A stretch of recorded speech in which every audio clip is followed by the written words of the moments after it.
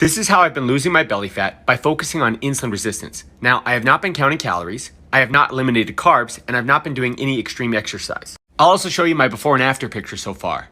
One of the best things about what I'm doing is you can do this for free. Full disclosure, there are a couple of food-based products that make this much easier, which I have been purchasing. So for those that are interested, I'll talk about those as well. If you've been watching my videos, this is the same exact system that Matt was on. He was a type 2 diabetic for 14 years before he found this. I've also mentioned Scott. He lost 70 pounds and got off all of his medications. She was diagnosed with hypothyroidism and insulin resistance. Right now in the United States of America, roughly 100 million people are suffering from the symptoms of insulin resistance. Now, if we can address the root cause, the insulin resistance, then perhaps a lot of the nasty symptoms will completely disappear like they did for these other people. The science behind the approach I'm about to show you has been done by scientists and researchers who are far smarter than I am. I've already done TikTok videos on these things. I'm not going to spend time on it now. If you're interested, you can go take a look. For thousands of years, before we were eating 3 meals a day, 6 meals a day, or snacking all day, we were fasting and feeding. When we have excess body fat and we're fasting, we're not starving, we're just switching fuel sources. Most of us have hundreds of thousands of calories of available fat for fuel, and our bodies feel great burning fat.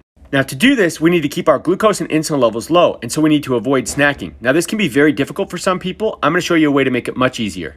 When it's time to eat, we should be enjoying good food.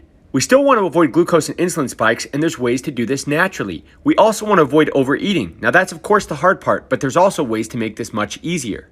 This process can be adjusted for just about any schedule or lifestyle. For me, when I wake up, I'm keeping insulin levels low and I'm burning my fat for fuel. To control glucose and insulin spikes, prior to meals, I focus on natural, soluble, and insoluble plant fibers. When it's time to eat, I enjoy nice, big, substantial meals which prioritize protein, healthy fat, and of course, fiber. This keeps my insulin levels in check, and between meals, I don't snack, so I can burn more fat for fuel. If you've seen my videos, you've seen that I do eat carbs, and that's why it's so important that I get the soluble fiber pre-meal. For dinner, I do the same thing again. Now, while fasting at the beginning of the day and between meals, there is no snacking. Snacking is the enemy. Water is great. So, if you want to do this for free, while fasting, water only, and then when it comes to mealtime, have soluble fiber before the meal, prioritize protein, healthy fat, and fiber. I do use some products to help me with this. There's a product called Unimate, and by taking the Unimate, I'm able to avoid snacking. It's very sustaining, it's wonderful stuff. I've done some videos on the Unimate, you can see those videos. Because it's not realistic for me to eat a bunch of veggies and fibers before my regular meal, I supplement.